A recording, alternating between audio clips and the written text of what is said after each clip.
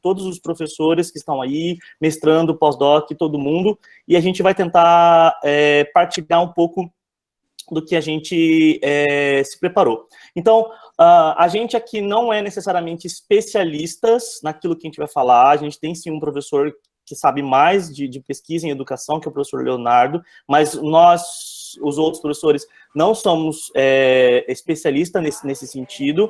O que a gente está fazendo é mais uma partilha, porque é uma comunidade de prática. Então, cada professor está tentando falar um pouco daquilo que sabe, e muitas vezes a gente foi estudar para poder falar para vocês e para dar informações mais precisas e adequadas, tá bom? Agora. Então, eu vou pedir para vocês aqui, só para a gente fazer algumas atividades de orientação, eu vou pedir para que vocês, por favor, mantenham os microfones no modo silencioso, tá bom? E a câmera desligada, quando não estiverem falando. Quando a gente pedir para vocês abrirem, fiquem à vontade, vamos tratar isso como se fosse uma conversa informal, e o objetivo nosso é tirar dúvida. O professor Bruno, ele é o hospedeiro da sala, então ele quem consegue silenciar as pessoas diretamente, tá? Muito provavelmente o professor Bruno vai acabar desligando alguns microfones em alguns momentos que esses microfones estiverem ligados, tá? Mas aí o professor Bruno está um pouco atordoado, porque tem muita gente entrando, e ele tem que fazer o aceite de todo mundo. Então, isso pode acontecer. Aqui é só o vídeo que não aparece. Tem alguém com o microfone ligado aí. Bruno, fecha, por favor. Professora Vanessa Patrícia, eu não estou conseguindo desativar o microfone dela. Bom, e aí a gente vai pedir o seguinte... Aí, amor. Aqui tá fechado. Vamos esperar. Não é só... Vamos esperar que eu dê alguém com o microfone... Aí, fechou. E aí a gente vai pedir o seguinte, a gente vai ter nossos 4 professores, estamos aqui para moderar, então a gente vai pedir gentilmente que vocês façam as perguntas no chat, e essas perguntas no chat vão ser faladas pelos moderadores. Muitas vezes os moderadores podem falar no meio da apresentação, podem fazer durante a apresentação. A gente não está no sistema de aula, isso aqui é um sistema de webinário, então não vai atrapalhar tanto, é até rico vocês fazerem suas perguntas. Mas ao final a gente, inclusive, acaba falando todas as perguntas, eles fazem compilados de perguntas e eles acabam respondendo todas, então não se preocupe que a gente vai tentar atender todo mundo, e em alguns casos, inclusive, a gente pede para abrir o microfone para partilhar a sua pergunta, tá bom? Em relação a certificado, esse evento de hoje, ele foi cadastrado pela PROEC, que é a Pró-Reitoria de Extensão e Cultura da Unifesp. Então, ele sendo cadastrado pela POEC, ele dá garantia a certificado. Esse certificado pode ser recuperado nesse sistema, que é o CX PROEC, que é a mesma página onde vocês fizeram a inscrição, tá? Então, é só você ir lá, que depois de um tempo a gente vai liberar os certificados, e ele é gerado automaticamente. No entanto, para vocês obterem esse certificado, é indispensável que vocês assinem a lista de presença. E essa lista de presença, ela vai passar constantemente ao longo das diversas oficinas que vão ocorrer na tarde de hoje. Então, fiquem atentos para vocês preencherem essa lista de presença. Não precisa preencher mais de uma única vez, basta vocês acusarem quais são as oficinas que vocês estarão participando ou pretendem participar, que isso já é suficiente para a gente coletar dados de vocês, para a gente poder gerar o certificado, tudo bem? Então, basicamente é isso. A gente gostaria também de deixar informado que são proibidas as capturas de tela e são proibidas as gravações sem a nossa autorização, tudo bem? Por que a gente fala isso? Porque agora todo mundo consegue fazer print, consegue fazer gravação, a gente pede que não haja esse tipo de conduta sem a nossa autorização. A gente também enviou para o e-mail uma ficha de direito de imagem, caso você apareça nessa imagem, porque a nossa pretensão é disponibilizar isso numa plataforma no YouTube para ficar disponível para todo mundo que tem interesse em relação a esses temas. De qualquer forma, todo o material, essa é uma pergunta muito recorrente, todo o material vai ficar disponível na sala do Google Classroom, que você já pode acessar. Essa sala do Google Classroom, ela é chamada de avaliações online, workshop, ensino remoto emergencial. E o código é o 62O35CD. Não se preocupa, porque o professor Marcelo, ele que é o hospedeiro da sala, ele vai constantemente ao longo dos workshops colocar qual é o link. Então, todo o material, vídeo, apresentação, e acaba gerando um ambiente de conversa, às vezes vocês partilham algumas coisas com a gente aqui, a gente acaba colocando lá, ele acaba virando uma comunidade de prática. Tudo bem? Muito bem. Nessa história toda, muitas pessoas talvez não tenham participado do workshop número 1. Esse workshop número 1 que a gente fez, que foi 1.0, a gente só falou das ferramentas necessárias para você executar, basicamente, em ferramentas para gerar atividades síncronas e assíncronas. Esse foi o objetivo do nosso workshop número 1. Agora, o workshop número 2, ele é focado em avaliação. Mas por que a gente tem que se preocupar agora com a avaliação para aqueles que estão voltando para o ensino remoto ou para aqueles que já estão planejando o segundo semestre? Porque existe uma forma de você planejar o seu curso que é chamado de planejamento reverso. Word Design, é importante que o professor, primeiro de tudo, antes de começar a pensar qual é o conteúdo que ele vai colocar, ele tem que colocar identificar quais são os resultados que ele espera que ele tenha. Então, ele vai colocar lá no papel quais são as ideias e as competências e os conceitos, talvez, que o aluno tenha que ter ao final do curso. Aí, ele vai ter que determinar para a gente, para si, qual é as evidências aceitáveis, ou seja, quais são as formas que ele vai avaliar esse aluno. Por que isso é importante? Porque a gente, na nossa prática pedagógica, a gente está muito comum a fazer isso. Eu tenho um curso para dar. Qual é o conteúdo que eu vou dar? Então, a gente pensa logo direto no conteúdo, precisa ter isso, mas a gente esquece de perguntar como eu vou avaliar? A melhor forma para você garantir uma estrutura muito boa e um curso muito bem planejado é pensar ao contrário.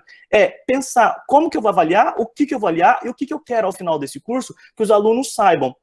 Então, é de fato muito importante que tenha essa preocupação a partir dos professores. E aí, só depois disso que você vai fazer o planejamento das suas experiências de ensino, seu material de instrução, as oportunidades de aprendizagem. Então, primeiro, é muito importante você pensar em avaliação. Muito bem. Pois, perdão, acabou saindo aqui. Um momentinho.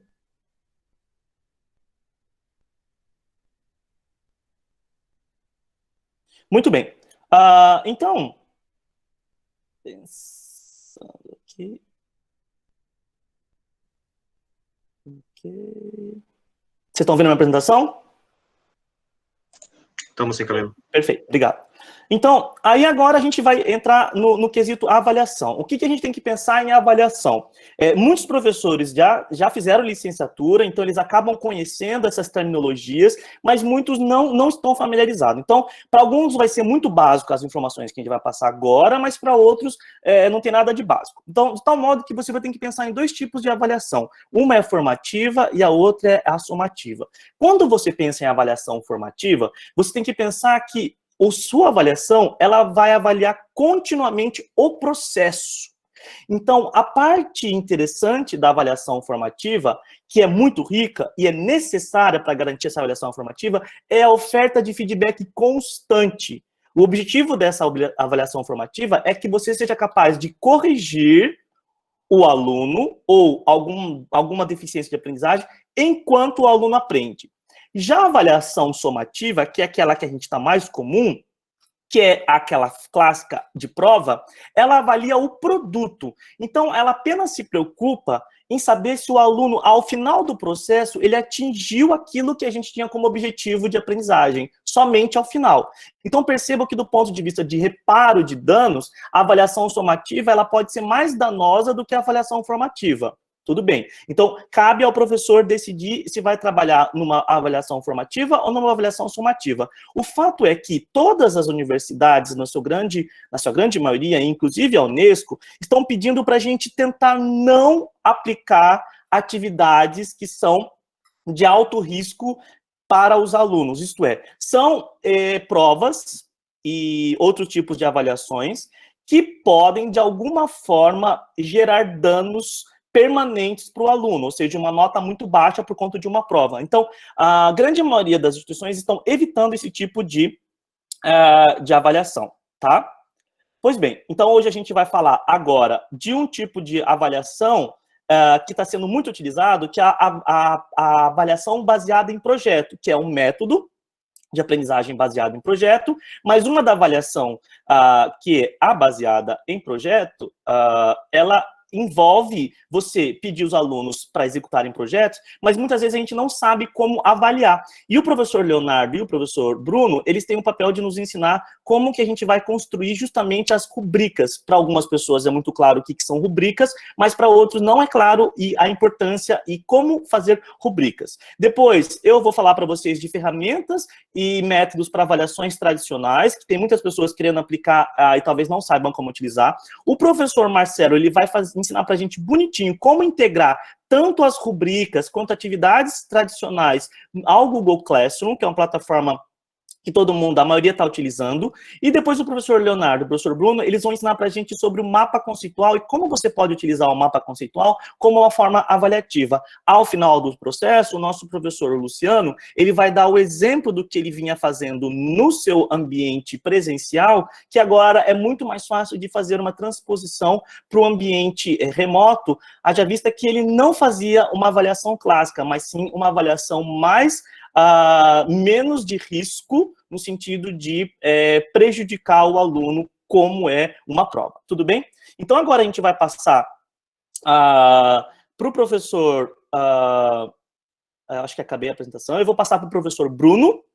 Tudo bem? O professor Bruno está aí? Estou aqui sim, Camilo. Muito bem. E a gente está com o professor Leonardo aqui, mas o professor Leonardo, ele está com um problema de conexão, tá bom? Então, para a gente não gerar prejuízo, a gente vai, talvez, optar agora, o professor Leonardo, ele gravou para a gente a apresentação, então a gente vai optar, e ele está aqui, e ele vai participar novamente do nosso debate, de tirar nossas dúvidas todas, mas talvez seja mais fácil para a gente não ter problema de conexão, projetar o vídeo dele. Certo, professor Leonardo? Se vocês quiserem se apresentar, certo. Professor Leonardo e professor Bruno. Certo. Pode ir com vocês. Eu sou o Leonardo, então, a conexão está muito instável mesmo, então eu deixei um vídeo para garantir, e eu acho que as dúvidas podem ser depois do vídeo, né, Camilo? Porque a gente não vai poder ficar interrompendo o vídeo. Exato. É só colocar no chat. Mas as pessoas podem mandar pelo chat, pode mandar pelo chat, porque a gente está moderando por aqui, então a gente vai fazendo uma curadoria das perguntas, e aí no final da apresentação, a gente faz via... aí sim faz um debate um pouco mais presencial.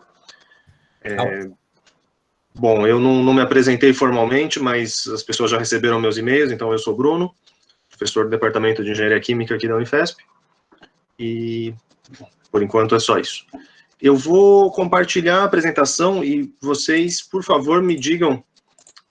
primeiro, eu queria pedir de novo para todo mundo fechar as câmeras, só para a gente garantir que a gente está consumindo menos banda possível, para não ter muitos atrasos. E aí algum dos moderadores, por favor, me avisa se o som tá bom, porque eu fiz uns testes de manhã e, dependendo da minha conexão aqui em casa, funcionou, em algumas horas funcionou bem, em outras horas não funcionou tão bem. Então, pode deixar, Bruno. Por favor, me avisem se tudo tá ok, tá bom? Eu vou fechar o microfone para não dar eco. Tá dando microfonia, Bruno. Agora parou. Parou para usar o microfone. Eu vou deixar ele fechado e deve funcionar.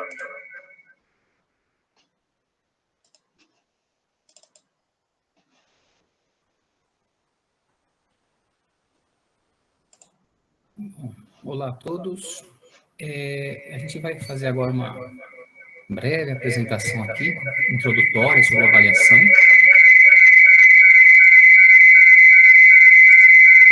Bruno, tá dando microfonia. Eu percebi. Eu tinha testado isso aqui e estava... Eu não sei se com muita gente ele acaba atrasando. Deixa eu tentar começar de novo.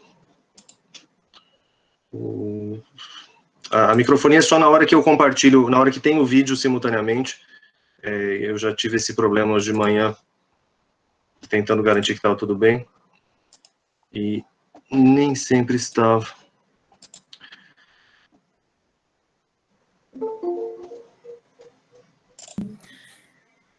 A ideia...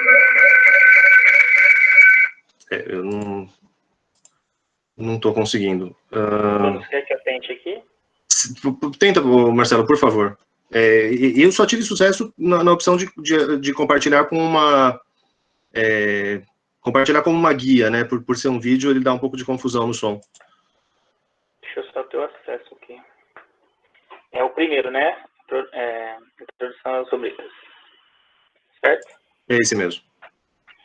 Um momentinho só, deixa eu compartilhar a tela agora. Todo mundo, exceto quem vai projetar com som, precisa estar com o microfone desligado. Daí isso não vai gerar microfonia, mas todo mundo, absolutamente.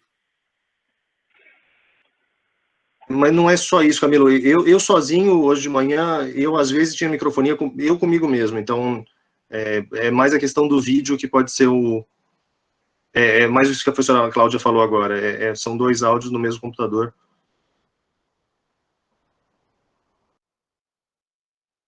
Estão vendo a tela agora? Tá compartilhado, certo? Estamos vendo, sim. Depois você só tirar, então. Vou tirar o microfone.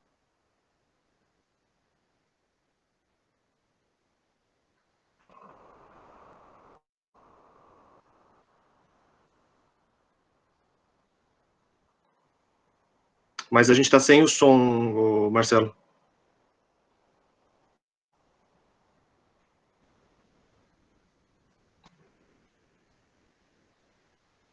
Então, na hora que... eu vou abrir o microfone.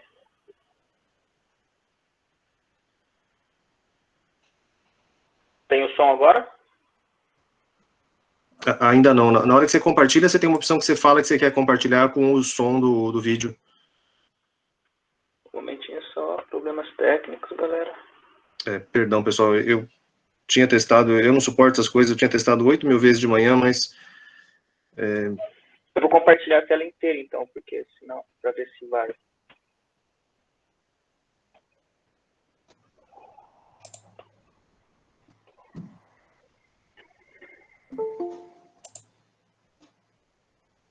Então, vamos lá. Me avisem aí se vai ter o som ou não, tá?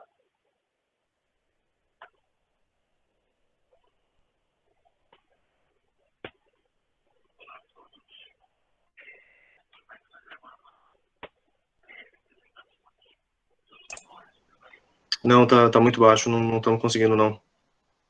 Tá baixo o som, é isso? Esse é o problema. Então, talvez outra... Tenta aí, Camilo.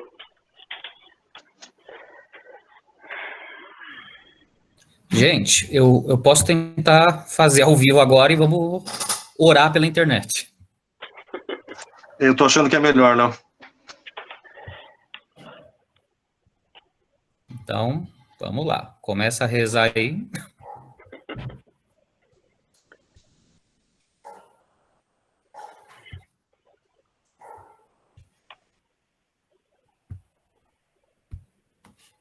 Me avisa quando a minha tela compartilhar.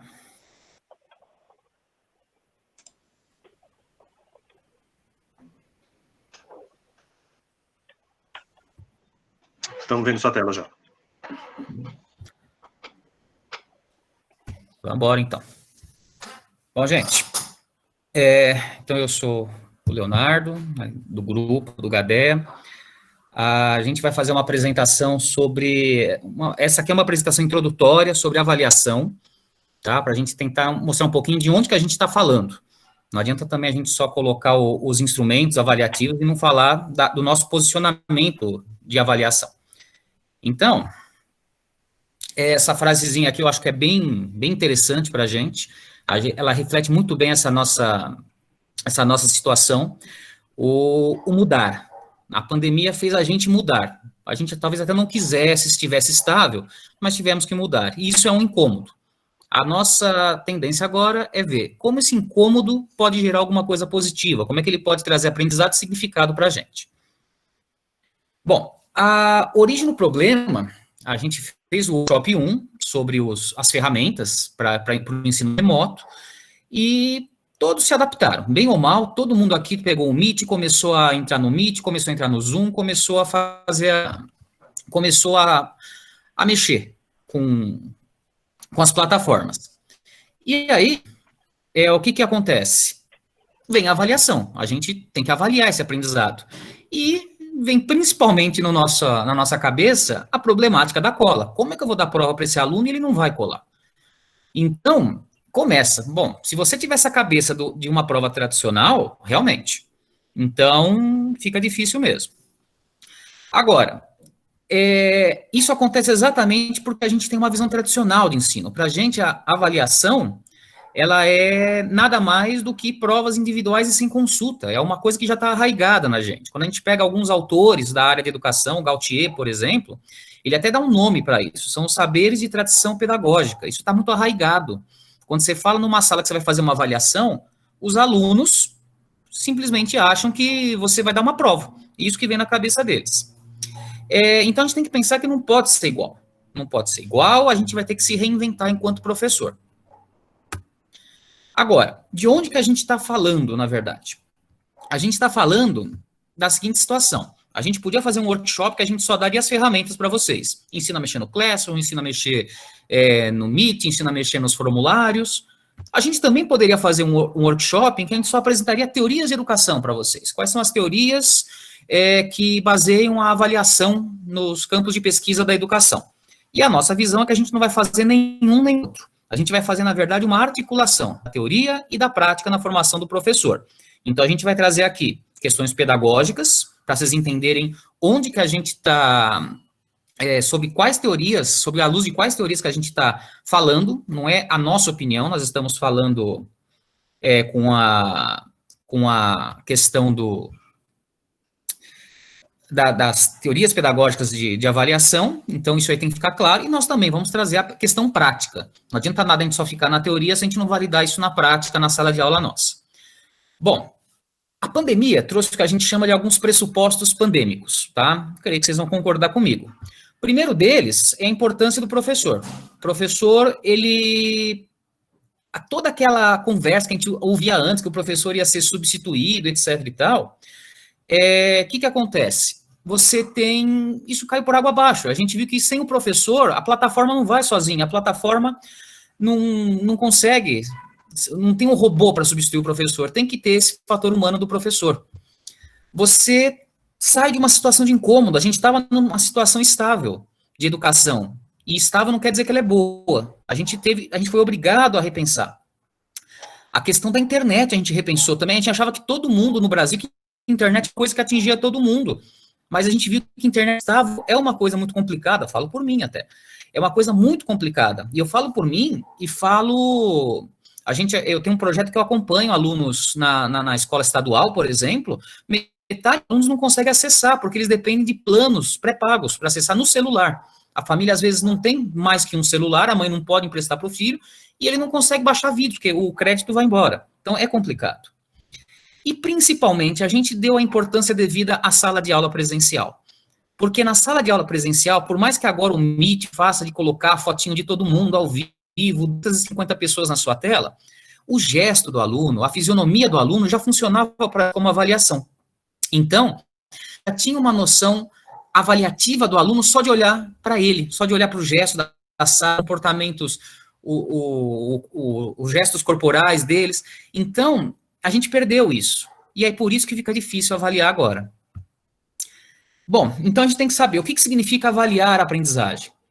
Primeiro a gente tem que pensar que a avaliação é um processo pedagógico, é diferente de classificação. Classificação, infelizmente, a gente tem que fazer. Classificação é um algoritmo, é você dar uma nota de 0 a 10, menção de A a D, alguma coisa do tipo para a pessoa. Ela é obrigatória em vários países, inclusive no nosso. A gente tem que dar uma nota final para esse aluno.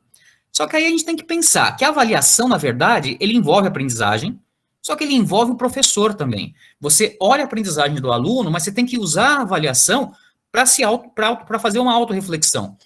Será que esse meu processo de ensino está funcionando? Se não, vira só classificação, vira só algoritmo. E aí a gente tem que pensar, é necessário esse algoritmo? É necessário a gente realmente fazer essa classificação? Ah, mas o país exige, a minha universidade exige, a minha escola exige. Tudo bem. Então, em que escala que eu tenho que fazer isso? Qual que é a aferição do seu instrumento de avaliação? Eu vejo, às vezes, professores dando notas centesimais. O cara tirou 6,45, o outro tirou 6,44. Como é que você me garante que o cara que tirou 6,45, ele aprendeu mais do que o cara que tirou 6,44? O seu instrumento, ele tem essa aferição de centésimos de educação? Já é difícil medir décimos na educação, muito mais centésimos. A gente tem que parar e refletir. O meu instrumento consegue fazer isso? Bom, só para deixar vocês um pouquinho mais sossegados, não é só aqui no Brasil que a gente está tendo essa discussão. Essa discussão ocorre no mundo inteiro. A Argentina, por exemplo, suspendeu a avaliação com notas. Vários países da Europa já têm decretos de suspensão de reprovação e mudança em provas. Não é uma coisa do Brasil. Vocês têm que deixar isso, isso tem que ficar bem claro. Existem tipos de avaliação. A gente podia também, se a gente fosse dar um workshop teórico sobre teorias de avaliação, você tem tipos. O Camilo falou aqui da formativa, que é aquela que você faz durante o processo. Você tem a somativa, que é aquela que você faz em etapas específicas durante o processo. Tá? Então, aprendeu, deitar tantos capítulos, vou lá, dou uma prova, dou uma avaliação, dou alguma coisa. Isso é uma somativa. São as mais comuns. Você tem, obviamente, outras. Você, por exemplo, tem a formadora. A formadora é o sonho de consumo, né? O aluno ele consegue se autorregular, ele consegue ele mesmo saber se aprendeu ou não e consegue tomar as atitudes necessárias. Mas, por enquanto, vamos ficar na somativa e indo para a formativa, que isso aí já é um bom começo para a gente. Quando você fala em avaliar, eu gostaria que você tivesse em mente sempre 3 coisas. Você tem um tripé aí, na verdade. A avaliação, ela é baseada em padrões éticos, validade e confiabilidade. Padrão ético, a avaliação tem que ser ética. O seu aluno, ele tem que saber no que ele vai ser avaliado. Quais critérios que você vai usar. Não é para ser uma surpresa para ele. Então, é ética essa avaliação. Você tem que deixar claro para o seu aluno como é que vai ser essa avaliação. Ela tem que ser válida. Ou seja, aquele instrumento que você tem, ele tem que ser um instrumento que vai realmente pegar as evidências de aprendizagem. Aquele instrumento que você cria para avaliar, ele vai conseguir detectar essas evidências da aprendizagem do seu aluno. E tem que ser confiável, né? Ele tem que ser consistente. Realmente, aquele instrumento, a menção final, a nota final que seja, ela realmente condiz com a aprendizagem dele. Então, é interessante, é bom sempre ter esse tripé na cabeça aí. Bom, e aí, o que significa, então, avaliar essa aprendizagem? Bom, primeiro passo é o que eu falei, fugir de provas centesimais. Isso já não tinha nenhuma lógica no ensino presencial. No ensino remoto, muito menos. Não tem lógica você dar centésimos de ponto, tá, para uma aprendizagem. É muito complicado, a gente não tem aferição de instrumento de avaliação para isso. Tá? Então, tem que repensar isso aí. E, principalmente, documentar o processo. Ah, mas eu já documentava. Sim, você já documentava, com certeza. Mas como é que era a documentação? Se o aluno te entregava uma prova no papel, você corrigia a prova e devolvia para o aluno. O aluno, culturalmente, desde quando ele era pequenininho, lá no Fundamental 1, ele já sabe que pegar aquele papel com aquele monte de símbolo de certo e meio certo e errado, e aquele número no canto superior direito, ele sabe que aquilo é uma nota. Só que isso aí é muito pouco, principalmente, já era pouco no presencial. É muito menos agora, bem pior agora no processo remoto. Você tem que saber documentar esse processo e devolver para o seu aluno para ficar claro onde que ele aprendeu, o que ele errou, como é que ele pode melhorar. E aí a gente recomenda sempre que vocês foquem nos objetivos da aprendizagem. Nós estamos no ensino remoto. Gente, o tempo remoto não é igual ao tempo presencial. Quem é de física aí é meio relativístico isso aí.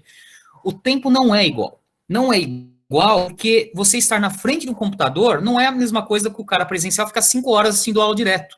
Computador, você está aqui sentado com a visão fixa num ponto fixo, no caso. Então, outro cansaço, é outro tempo. Então, a gente tem que pensar que conteúdos que eu vou trabalhar. Então, você tem que focar nos objetivos da aprendizagem. O que é essencial para esse aluno? A gente não vai ficar para sempre no ensino remoto. Então, é possível esse aluno rever conteúdos depois. Vamos focar agora nos objetivos da aprendizagem e nos conteúdos essenciais. E uma das sugestões são as rubricas. Tá? O que são rubricas, na verdade? Isso é uma rubrica.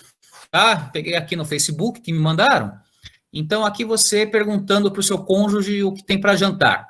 Então, se eu só perguntar o que tem para jantar, é meio perigoso. Eu posso ajudar a jantar, é mais seguro. Eu posso pedir um delivery, é mais seguro ainda. E se eu oferecer um vinho, é super seguro. Isso é uma rubrica. Rubrica nada mais é, tirando a piada aqui, nada mais é do que você estabelecer critérios. Aqui eu estabeleci critérios para os meus pedidos de jantar. E aí você consegue fazer uma análise mais criteriosa. Bom, na avaliação, Ah, eu nunca fiz rubrica. Fez sim. Você, como professor, fez a vida inteira rubricas. Veja só, eu peguei uma prova de matemática básica aqui para todo mundo conseguir entender, tá? Que a gente tem várias áreas aqui. Se você desse essa prova para um aluno de Fundamental 1 e tivesse que corrigir, no mínimo, você ia ter que fazer o gabarito da prova. No mínimo. O gabarito da prova já é uma rubrica, que você está dizendo para você mesmo. Ó, quando eu corrigir, é isso que eu vou considerar certo, e se não for isso, vai estar errado. Mas eu posso pensar, se ele montou o algoritmo, eu dou um pontinho a mais. Se ele colocou a resposta final, eu dou mais um pontinho. E assim por diante. Aqui embaixo, ó, a segunda questão, que envolve transformação de unidades de medida. Se o cara transformou certo além do algoritmo, você também dá alguns pontinhos. Isso são rubricas. Você só não registrava isso, mas na sua cabeça ela existia. Então, são critérios que a gente usa para avaliar.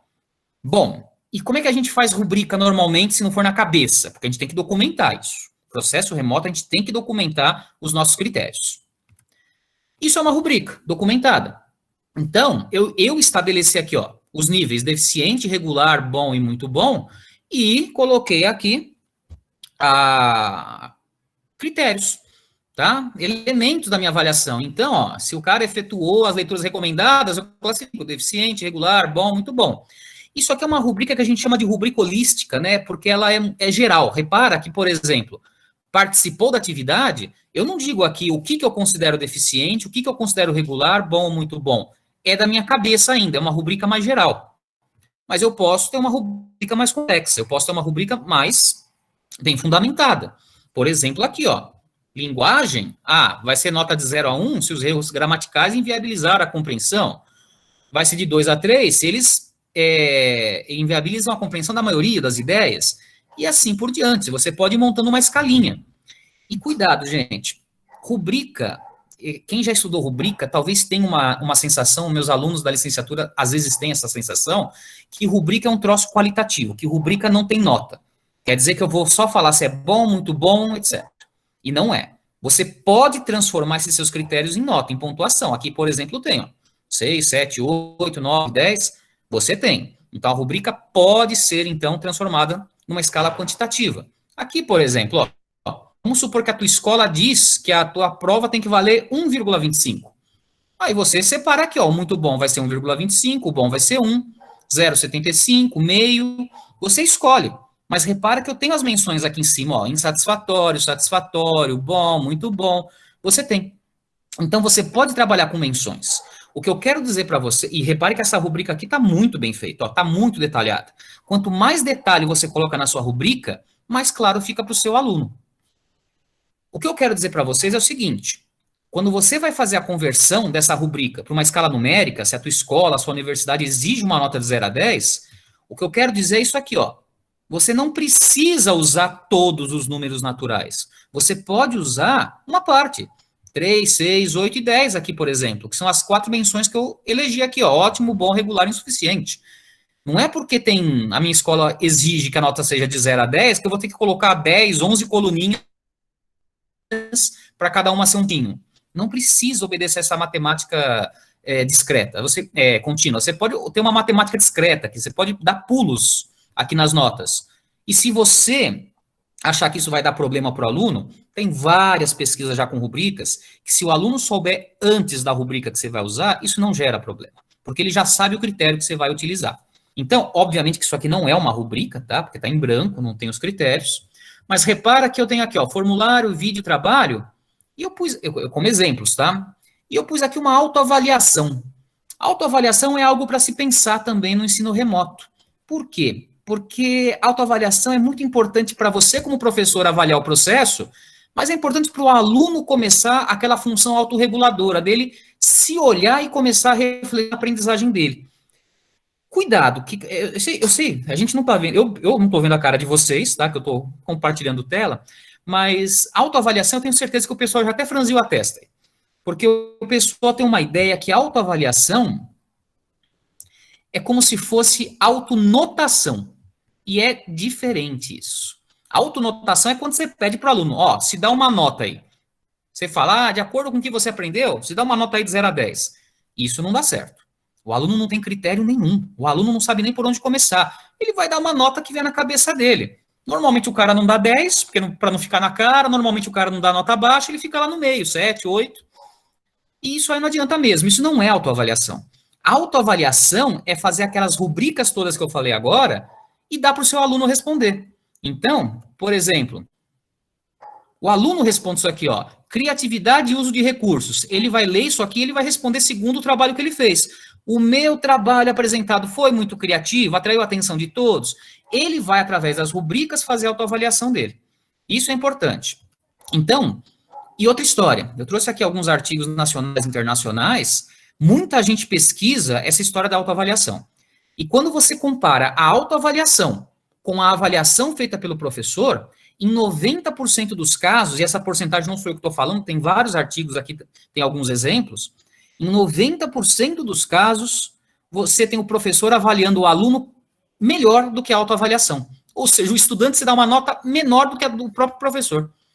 Então, é para se pensar. Ela exige uma cultura, os alunos têm que estar acostumados a fazer autoavaliação. Ninguém está falando aqui para você começar agora a dar autoavaliação à torta direito, mas é interessante que você consiga ir colocando isso no seu planejamento. É muito interessante. Bom, então, para a gente finalizar, essas rubricas, que o Bruno vai falar agora com mais detalhes também, as rubricas e as atividades, elas têm que ser coerentes com a autonomia do estudante, ou seja, você tem que mesclar instrumentos, isso é ideal, não dá só formulário, eu vou dar formulário, eu vou dar uma atividade oral, vou dar uma discussão em grupo, mescla os instrumentos, mas cuidado, todos têm que ser coerentes com a autonomia do seu aluno. Não adianta, por exemplo, eu dar uma aula tradicional o semestre inteiro e chegar no final, vou fazer uma avaliação toda diferente aqui, vou pedir resolução de situações problema. Não adianta, ele não vai fazer. Você não ensinou isso para ele. Então, tem que ser coerente. As rubricas têm que ser transparentes. Você tem que combinar essas rubricas com as turmas. Que critério que você vai usar para avaliar essa turma? Isso é muito importante. E muito mais do que isso, elas têm que ser devolvidas de forma adequada para o seu estudante. Então, não adianta você corrigir e devolver o papel para ele, o cara pega aquela rubrica e não entende nada. Faça comentários. Olha, por que você não tirou nota máxima em todas as rubricas? Porque naquele ponto lá da sua apresentação faltou isso. Nessa linha que você escreveu, você fez esse problema. Então, você tem que devolver de forma adequada. Isso não vale só para remoto, tá, gente? Eu espero que vocês levem isso para o presencial também. Porque você tem que devolver adequadamente uma avaliação para o aluno, senão aquilo vira um papel com certos errados e um número. Não tem sentido para ele. Cuidado com as montagens das escalas quantitativas. Eu falei, a rubrica ela pode ser convertida para uma nota de 0 a 10, mas é aquilo que eu falei também. Pensa, eu preciso de nota decimal, eu preciso de nota centesimal, eu preciso usar todos os números naturais de 1 a 10? Talvez não precise, tá? Pensa com menções. Talvez você classificar. Olha, eu tenho um trabalho, o que eu preciso para classificar? Eu acho que se eu classificar insatisfatório, satisfatório e bom, tá excelente para mim. Eu consigo dar conta de medir. Então, você monta a sua escala com as menções, essas 3 menções aí que você tem. Já falei também, então, para você se basear nos conteúdos imprescindíveis. A época remota não é época da gente tentar cumprir conteúdo feito um louco, não vai ter aprendizagem disso tudo. Tem vários trabalhos, artigos, pesquisas de ensino remoto, trabalhos atuais, inclusive, que já estão analisando esses ensinos na pandemia. A gente vê que não dá certo você dar muito conteúdo, tá? Você tem que concentrar nos conteúdos essenciais, nos imprescindíveis. E tentar trazer essas atividades avaliativas para a resolução de problemas. Isso acaba evitando muito a questão da cola. Porque você vai... Quando você fala de resolução de problemas, eu falo de problemas abertos. Problema várias soluções. Então, dificilmente um grupo vai colar do outro. Eles vão ter que pensar na solução daquele problema do jeito que eles têm no entorno cultural deles, como que eles vão resolver aquilo.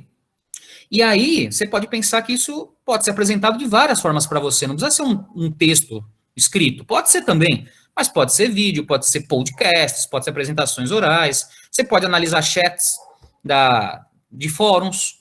Você pode fazer várias coisas, tá? A criatividade que manda aqui. E essa questão da autoavaliação reflexiva, que eu já falei, é uma coisa em vida para vocês começarem a tentar aí nos planejamentos de vocês.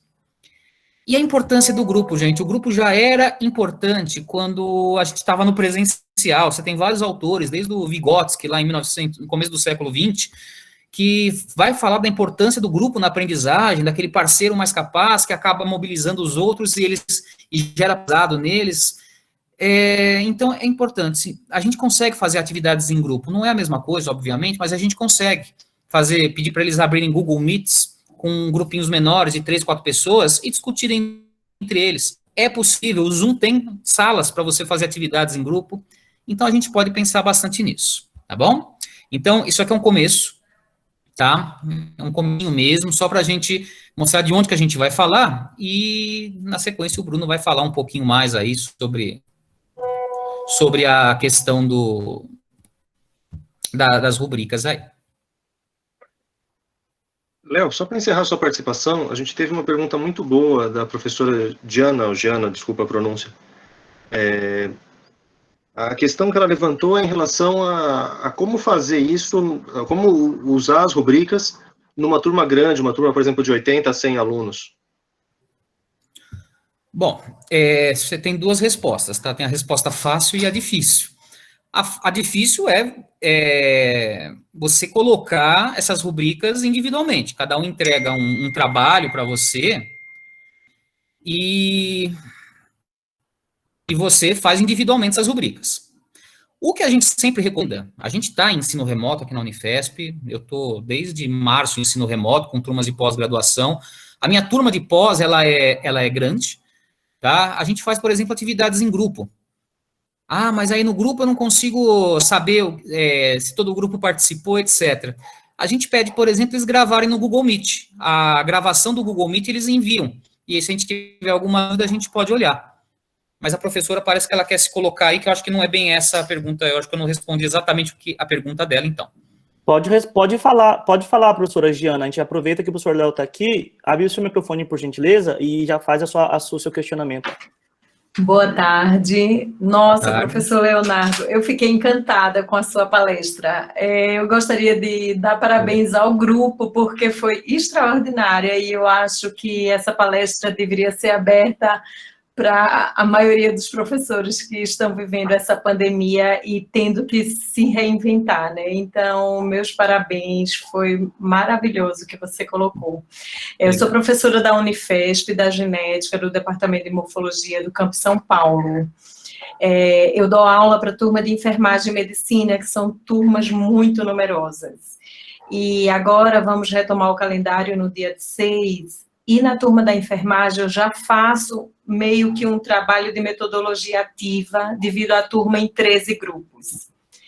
Entretanto, minha preocupação, foi por isso que eu escolhi esse módulo para fazer, na verdade é o primeiro que eu estou fazendo, é como avaliar individualmente uma turma de 88 a 100 alunos. A Fernanda escreveu aqui que ela está fazendo, mas que toma um tempo enorme se a gente for avaliar de 100 a 80 alunos. Então, eu realmente não tenho essa resposta. E como fazer isso individualmente e conduzir o aprendizado? Então, o que a gente está tentando fazer é integrar as UCs, que são as disciplinas da primeira série, aquelas que têm conteúdos mais próximos, e vários professores avaliar simultaneamente com um projeto. É uma saída.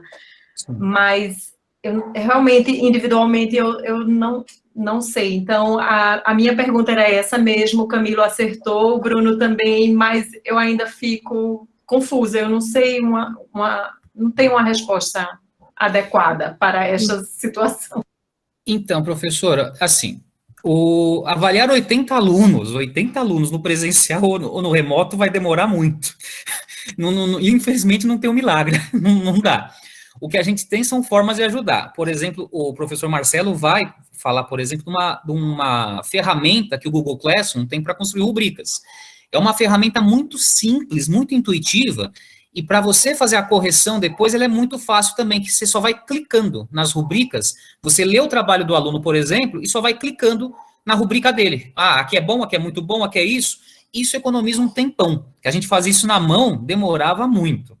tá? Agora, com algumas ferramentas aí que disponibilidade de rubricas, fica fácil, não fácil totalmente, mas diminuiu bastante o nosso trabalho, inclusive no presencial. Se der para fazer em grupos, melhor ainda. O problema do grupo é que é aquela história, para garantir que você está tendo o critério, é interessante que eles mandem o vídeo da discussão para você, tá? Eles gravam no Google Meet, põem o link para você. Você não precisa ver o vídeo inteiro, mas pelo menos tem uma noção de como está correndo a discussão. Mas as rubricas mesmo, elas dariam trabalho no presencial, no remoto, em qualquer lugar do universo, elas dariam esse trabalho, viu? Não tem muito jeito, não. Mas eu acho que com a palestra do Marcelo, você vai ver... O Marcelo, professora Giana, ele vai falar bonitinho, você vai ver como é mágico fazer a avaliação de uma maneira super automatizada, pelo Google Classroom, de vídeo, de texto. Então, tudo que o Léo falou, o professor Marcelo vai colocar na aplicado, certo? Vamos continuar, então, com o professor Bruno, e o Léo tá aí ainda, porque ele que domina o assunto, tá? E o professor Bruno vem aqui para a gente poder continuar, e o professor Bruno vem falar para nós um olhar bem específico e muito importante. Vai lá, professor. Boa tarde para quem está chegando agora. Deixa eu só dar umas explicações gerais para explicar um pouco das dúvidas que estão aqui pelo chat. A gente vai disponibilizar todos os vídeos e todo o material, então isso tudo vai estar no Google Classroom depois. Uma parte já está lá agora, inclusive, então não se preocupem que vocês vão ter acesso a tudo. Eu tinha um outro ponto que eu esqueci o que eu ia falar, perdão. Deixa eu me apresentar um pouco melhor agora. Então, eu tinha dito que eu era do Departamento de Engenharia Química aqui da Unifesp, e eu acho que cabe um pequeno comentário em relação ao nosso perfil em geral aqui no GADEA. Então, como o Léo disse, a gente é um grupo de prática, então nós não somos da licenciatura, o Léo até é da licenciatura, mas a maioria não é.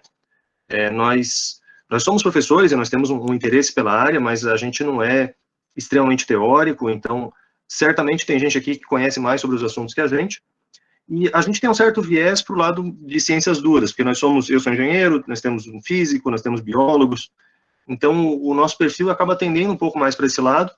E aqui a gente está num fórum muito mais interdisciplinar que a nossa realidade, então, para o pessoal que é de humanas, que é de artes, de áreas muito diferentes, os nossos exemplos talvez soem um pouco restritivos demais, e algumas coisas, talvez, para vocês vão falar, isso não faz o menor sentido na minha realidade, e de fato tem coisas que não são tão transponíveis, mas a gente vai tentar ilustrar com pontos de vista diferentes, e aí a gente deixa para vocês fazerem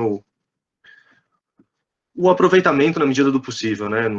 A gente sempre consegue aprender alguma coisa com as outras áreas. Eu tenho um lado meio de humanas, eu fiz letras também, e justamente por ter feito letras, eu sou mais de humanas aqui do grupo, e justamente por ter feito letras que a minha apresentação sobre rubricas começa com uma coisa que me irrita bastante quando as pessoas falam sobre rubricas, que muitas pessoas falam rúbrica, e então esse aqui é um momento, já que a gente está aqui em 200 professores, a gente pode aproveitar para espalhar essa palavra pelo Aulete, então dicionarizado, a gente tem rubrica, não digam rúbrica.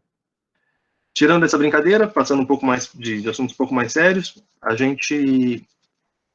o Léo chegou a mencionar en passant sobre os tipos de rubricas, então a gente pode definir entre rubricas holísticas ou analítica. Então, como as próprias palavras já indicam, a rubrica holística seria uma forma geral, uma forma de, com apenas uma pergunta, você conseguir analisar o trabalho como um todo, e a analítica vai dividir o trabalho em partes menores, e a gente não vai apontar, uma delas não é melhor que a outra, 100% melhor que a outra, não é possível falar isso.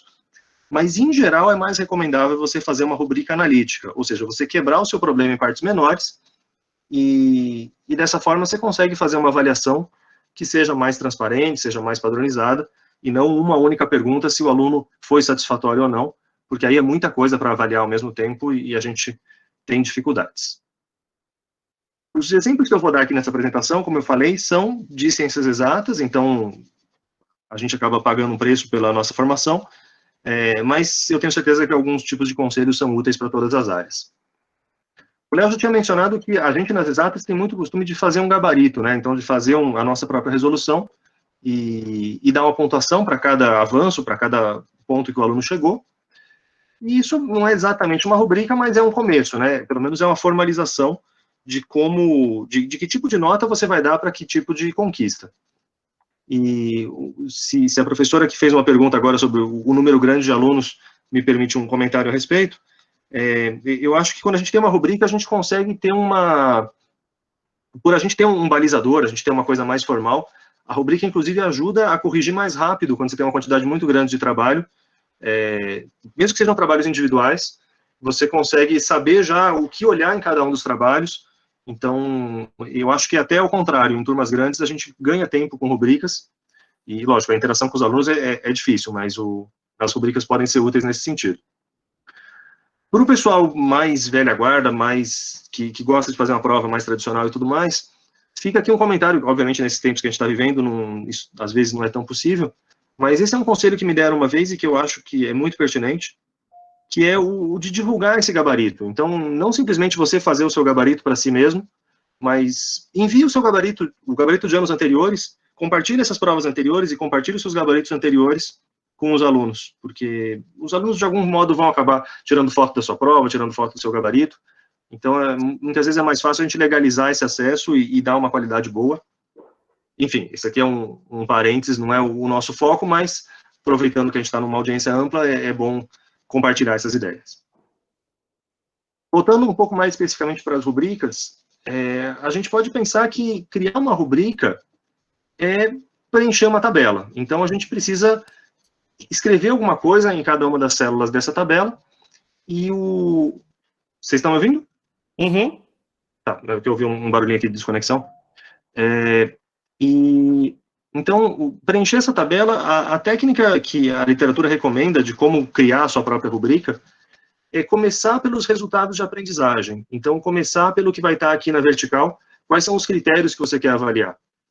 E o erro mais comum que a gente comete nisso é que quando a gente pensa no que você quer alcançar no final do curso, muitas vezes a gente formula as frases do tipo, o aluno tem que saber, o aluno tem que entender, mas quando você formula a frase desse jeito, é impossível você medir se o aluno realmente sabe, se o aluno realmente entendeu. Então, para a gente conseguir ter alguma métrica, que seja quantitativa, mas que seja também, se fossem em conceitos de A a E, você precisa medir isso de alguma forma, e então tem que ser uma pergunta que possa ser mensurável. Então, é recomendável que a gente faça perguntas do tipo, o aluno é capaz de realizar a tarefa tal, o aluno tem uma manifestação desse conhecimento, né? Então, como a gente não consegue entrar na cabeça dele, esse é um jeito de traduzir as coisas. A segunda preocupação que a gente tem que ter na hora de definir uma rubrica é que elas têm que ser independentes. Então, cada critério, cada linha vai avaliar uma coisa diferente, e desse modo elas não podem se sobrepor, elas realmente têm que estar medindo essas dimensões diferentes de competências alcançadas. Quando a gente trabalha com rubricas, também é recomendável que elas estejam disponíveis para os alunos desde o começo do curso. Então, dessa forma, o aluno consegue saber exatamente o que ele precisa fazer para ter cada tipo de nota. Ele não tem surpresa, como um amigo meu brincava, o curso trem fantasma, né, que cada curva que você faz é uma surpresa, é um susto diferente. Assim a gente evita esse trem fantasma, e o aluno consegue se planejar e consegue ter visão do que ele deveria fazer. Uma vez que a gente definiu esses critérios, essa linha vertical, a gente passa a definir o que é a qualidade em cada um desses critérios. Então, a gente pode pensar, por exemplo, em fazer 4 critérios, tipo, precisa melhorar, bom, muito bom, excelente. E isso aqui dá uma reminiscência muito forte para a gente daquelas avaliações de ensino infantil, que o professor cola um solzinho feliz, um solzinho triste. No fundo é mais ou menos isso, é um conceito parecido. E os conceitos que a gente vai usar, pelo menos os nomes desses conceitos, não vão variar muito do que está escrito aqui nessa tabela. A recomendação que a gente encontra na literatura é para usar um número par de critérios. Então, aqui eu estou fazendo com 4 critérios. 2 critérios é muito pouco, né? Só uma avaliação binária, sim ou não, em geral é muito raso. 6 critérios também vai ser um exagero. Então, normalmente você vai usar 4, daria para usar 3, mas o 4 é mais recomendável porque o 4 te evita o em cima do muro. Então, aquela tendência de você colocar todos os alunos sem muito questionamento, simplesmente dar uma nota média para eles. Aqui você tem que ter uma reflexão se ele está um pouco acima, um pouco abaixo, e por isso essa sugestão de se usar um número par de critérios. O valor numérico, como o Léo mencionou, pode ser fracionário, pode não ser, então aqui depende do tipo de avaliação que você tem, depende da nota final que você precisa fornecer. Não precisa ser igualmente espaçado, aqui a gente tem um pouco mais de liberdade, e você tem que configurar, cada caso vai ter a sua necessidade que precisa ser definida pontualmente. Uma vez que a gente já tomou cuidado com as linhas, já tomou cuidado com as colunas, a gente vai passar a preencher o miolo dessa tabela, então preencher a descrição do que é um aluno excelente no primeiro critério, um aluno muito bom no primeiro critério, e assim por diante. E a sugestão é, em geral, começar pelo melhor desempenho, é você definir o que o aluno precisa fazer para ter a nota máxima, o que é o melhor dos mundos. E na hora que você vai descrever essa célula aqui de nota máxima, você tem que tomar duas preocupações. A primeira delas é que você escreva com algum substantivo que indique o que você está querendo medir. Então, eu quero medir se o aluno foi preciso, se o aluno tem um conhecimento amplo, se o aluno tem um conhecimento profundo. De novo, cada caso vai ter a sua especificidade, mas você vai ter uma preocupação inicial com essa palavra do tipo de habilidade, o tipo de realização de tarefa. E a segunda necessidade que a gente tem na elaboração de uma rubrica é você definir os adjetivos que vão acompanhar esses substantivos, ou seja, quais são os qualificadores, quais são as nuances que te permitem dizer o que é excelente e o que é insuficiente. Em geral, você vai ter um certo contínuo onde ele sempre faz a coisa como esperado, ele nunca faz a coisa como esperado. Com esse tipo de qualificador, a gente vai estabelecer essa faixa, essa divisão entre os diferentes níveis de performance. Para quem não conseguiu visualizar ainda muito concretamente e precisa ter um ponto de partida mais pronto, perdão da repetição, a gente apresenta aqui algumas fontes de rubricas que já existem. A ABET é um órgão acreditador de cursos de engenharia, então eles têm as rubricas que eles usam para definir o que é um curso melhor que outro curso. E vocês podem encontrar, através desse link aqui, a gente pode encontrar as rubricas. Eu vou só dar um exemplozinho do que seria uma rubrica para ciências exatas, no caso para engenharia, mas vocês conseguem abstrair isso aqui para o caso geral. Então, eu estou querendo medir a habilidade em usar técnicas, ferramentas, habilidades de engenharia para uma prática moderna. Então, esse é o meu critério, esse é o meu indicador de performance, o uso dessas técnicas e ferramentas. E aí eu vou ter, aqui a gente tem 4 níveis de novo, como eu tinha sugerido antes. E o caso exemplar, o caso de maior nota, é o aluno que identifica todas as técnicas e ferramentas disponíveis. Um degrau para baixo, ele identifica quase todas as técnicas, identifica algumas técnicas, identifica um pequeno conjunto de técnicas. Então, assim, a gente faz a gradação, que vai definir o que é desde o nível 1 até o nível 4, e cada um desses níveis pode ter a sua tradução para uma forma numérica. Aqui é uma outra mais parecida com a matemática básica, né? Então, esse aqui talvez seja mais aplicável para outros cursos, que não só engenharia. Se o aluno consegue identificar fatos específicos de matemática, ciência, etc., o exemplar ele identifica todos os fatos, e, de novo, a gente vai ter uma gradação para os níveis de menor performance. Para quem é da área de física ou semelhantes também, a gente recomenda esse paper, que é um paper que ele sugere algumas rubricas padrão, que podem ser aplicadas para qualquer problema de física. Então, depois, quando a gente compartilhar o material, vocês podem consultar.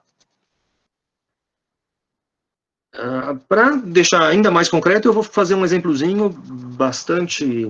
ele é simples, mas ele é traiçoeiro. Então, ele só envolve um pouco de matemática básica, mas a gente consegue discutir algumas coisas em cima dele. Vamos considerar esse problema que a gente tem 6 torneiras enchendo um tanque de água em 24 minutos. Se, ao invés das 6 torneiras, eu tiver só 4 torneiras, quanto tempo vai ser necessário para encher o tanque? E aí eu pedi para alguns colegas meus resolverem esse problema, e a gente vai ver algumas resoluções reais, baseadas em algumas rubricas aplicadas a essas resoluções reais.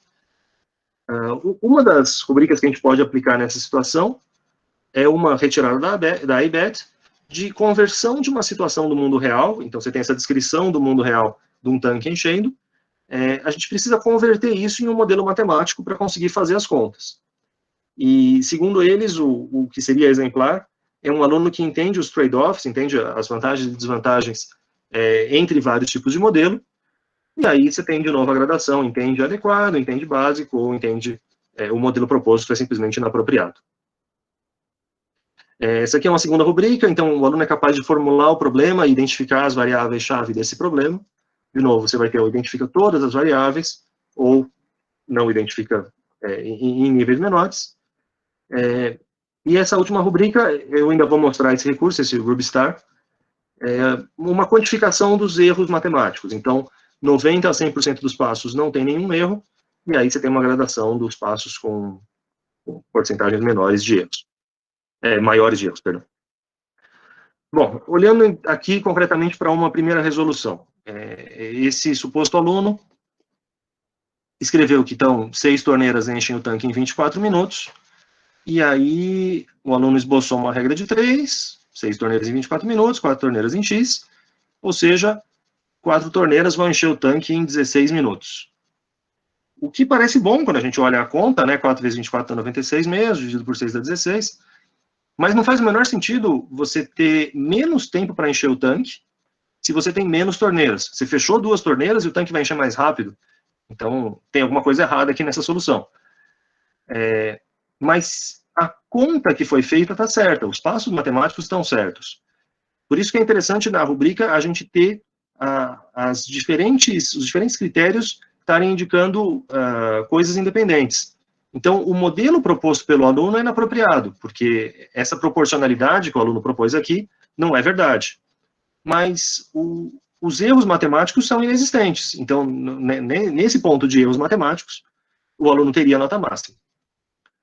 Em relação a identificar as variáveis e as hipóteses, as variáveis estão aqui, né? O tempo, a quantidade de torneiras, mas o aluno não está enxergando, por exemplo, que ele está assumindo, sem nem se dar conta, de que todas as torneiras são iguais. Ele não está explicitando que todas as torneiras são iguais. O problema em nenhum momento, o problema é capcioso, em nenhum momento ele diz que as torneiras são todas iguais. Você podia ter uma torneira muito grande, de um cano muito grande, e as outras torneiras com uma contribuição desprezível. Mas o aluno tem que explicitar essa hipótese, dependendo do nível de curso que a gente quer fazer. Essa aqui é uma segunda resolução de um outro aluno que então diz que 6 torneiras fornecem uma vazão correspondente a 1/24 do tanque em cada minuto, e então 4 torneiras vão fornecer uma vazão menor do que o 1/24. Menos torneiras vão fornecer uma vazão menor, e aí ele faz a regra de 3 dessa forma, e ele chega num tempo de 36 minutos, ou seja, vai levar mais tempo, com menos torneiras vai levar mais tempo. Essa aqui, de fato, é a resposta certa.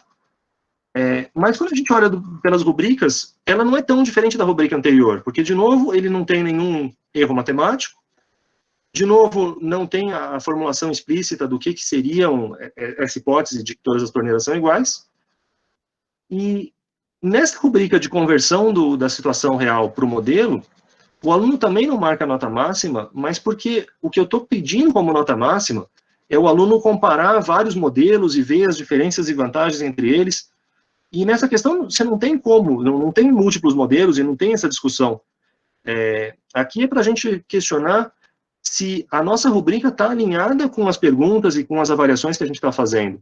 Não adianta você querer medir uma coisa dessa, se o trabalho que o aluno está fazendo não tem como ele apresentar uma demonstração de que ele é capaz disso. Então, a gente também tem que tomar cuidado em não falhar nas rubricas. Em relação a software de apoio, para automatizar um pouco esse processo, a parte mais fundamental a gente vai mostrar via Google Classroom, vai ser a apresentação do professor Marcelo, depois daqui a 2 apresentações. O que eu queria mostrar para vocês é esse RubyStar, que é um site muito interessante, nesses momentos de tempo meio relativo, como o Léo vinha dizendo. O RubyStar, ele tem Deixa eu só autorizar aqui as pessoas. O RubyStar, ele transporta a gente automaticamente para os anos 90, quando a gente olha esse site super antigo, mas ele é interessante para diversas áreas. Então, cada área diferente pode ter o seu tipo de rubrica. Eu confesso que só olhei as de matemática, eu não sei avaliar se as outras são boas ou se não são, mas ele tem rubricas para diversos outros outros temas. E o que ele faz é gerar uma sugestão de rubrica. Então, aqui você tem rubricas meio prontas, por exemplo, para conceitos matemáticos, raciocínio matemático, erros, manipulações, estratégias de resolução. Para cada tema desse, você escolhe o tema e ele já gera automaticamente algumas sugestões do que seriam performances excelentes ou insatisfatórias. Isso aqui é um conselho para vocês começarem. Para quem nunca mexeu com rubricas, pode dar uma olhadinha por aqui para ver um exemplo, um cheiro de rubrica, e depois, obviamente, se adapta para o seu tipo de trabalho. Tá? É só uma sugestão, se vocês não souberem de onde partir, esse é um ponto possível.